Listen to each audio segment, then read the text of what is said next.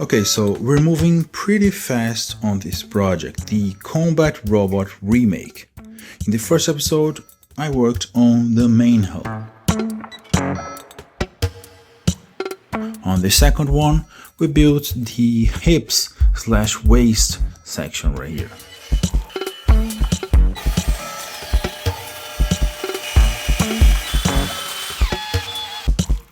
And now I want to add a nice battery pack for this robot. It's like a tradition here on the channel, almost all my models got one. And this one is not getting away without one. Now to build it, I got this nice piece of old tech right here. Welcome to Cut, Transform, Glue. Now, when I first got this, I was pretty excited. This is one of the most sci-fi looking pieces of old tech I've ever seen. And can I tell you something? This is not the first time you've seen this piece either.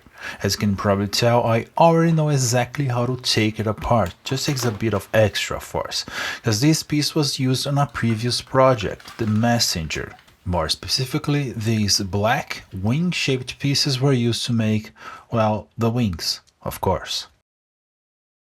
And you want to know something funny?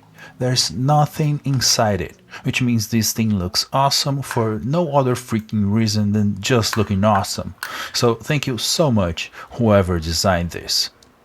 Oh, and by the way, just because I know you're thinking about it, those black wing-shaped pieces were not completely empty. Inside each one there was just a small antenna and a heavy chunk of metal, and that's pretty much it. Okay, so I got a couple of these, which is pretty much a junk bashing miracle. So now this is not just a single battery pack project anymore. I want to craft something that can be reused on other projects. One of my favorite things to do is to combine 3D printing with found items, the junk and the highly precise manufactured part working together in the same build. So let's try to create something that actually fits these beauties, something useful not just for the robot project but for builds that might come in the future. There are 3 slots on the cylinder that I want to use to my advantage, so I start by modeling a test piece that fits right into that spot.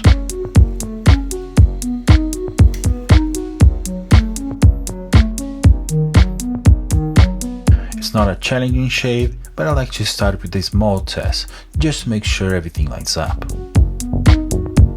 Next, I needed to figure out how tall that piece could be if I wanted to fully grab it from the side, so I went back and made a second version of the model.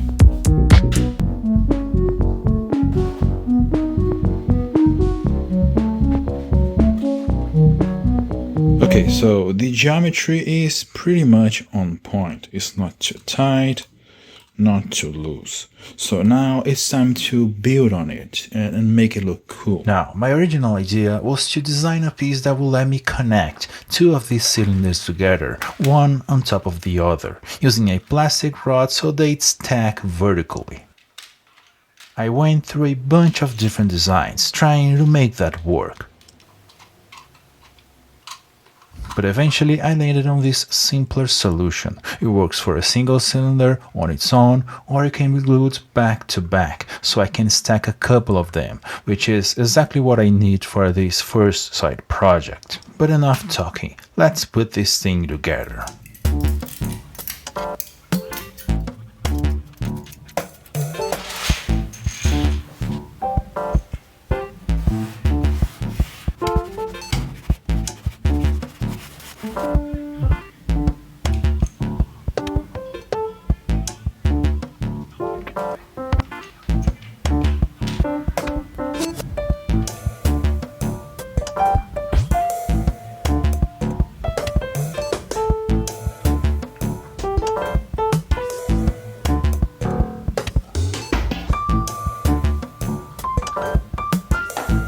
This is where he shows exactly what I was talking about. In the middle where I wanted the tanks connected, I simply glued 2 of the gray pieces back to back. On the top and bottom, I only attached one. It's basically modular.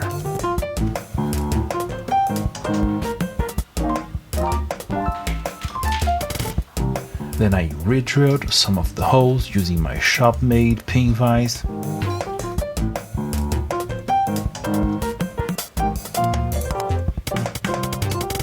And added a few rivets in there for some extra mechanical detail.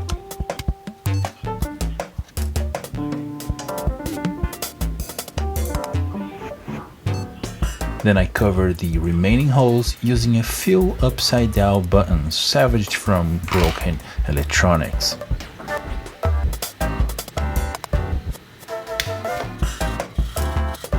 Added an extra layer of detail on the top, and then I modeled and 3D printed a stand so the whole thing can actually sit on the ground.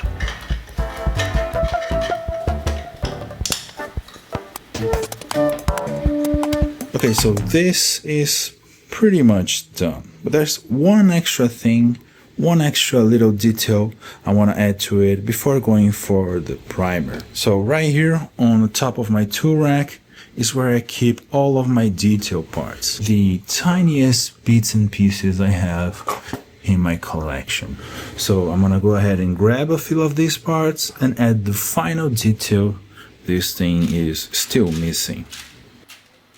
So this last piece of detail I'm adding is actually the faucet assembly for this pair of tanks. I recently saw a photo at an art exhibition that deeply inspired me, and ever since then I haven't been able to get the idea out of my head. The idea of building a water carrying robot. Definitely a future project for the channel. But for now, I'm just putting together a couple of these faucet assemblies, getting everything ready for the magical coat of primer. Talk about a detour. Came here to make a battery pack for the new robot, and somehow, excited by the shapes and parts, ended up building a water tank for a future project. Well, that's just who I am. But now let's actually go ahead and make what we came here to make.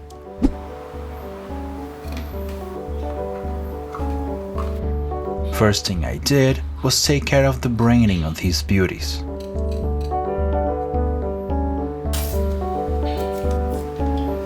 To do that, I mixed a bit of CA glue with baby powder, creating this thick goo that cures quickly, and filling all the recessed letters with it.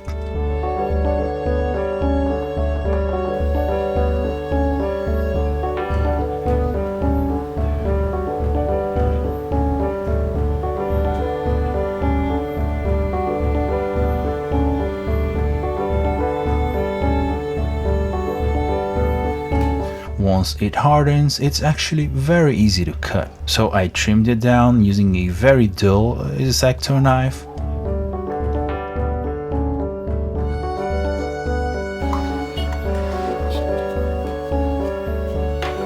And then I sanded everything flush. And as you can see on the Linksys logo, I decided to leave the SYS letters just because it looks cool. To attach this battery pack to the body of the robot, I'll of course use some fake Lego bricks. I designed a custom piece for it, actually a variation of the one I used on the water tank, but this time it includes a slot for the plastic brick to sliding to.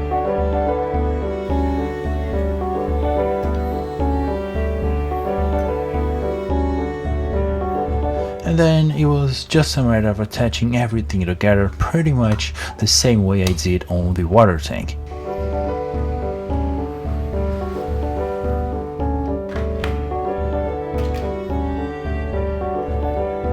One last detail was this acrylic ring on the outside face. It works kinda like a protective rail for the battery pack.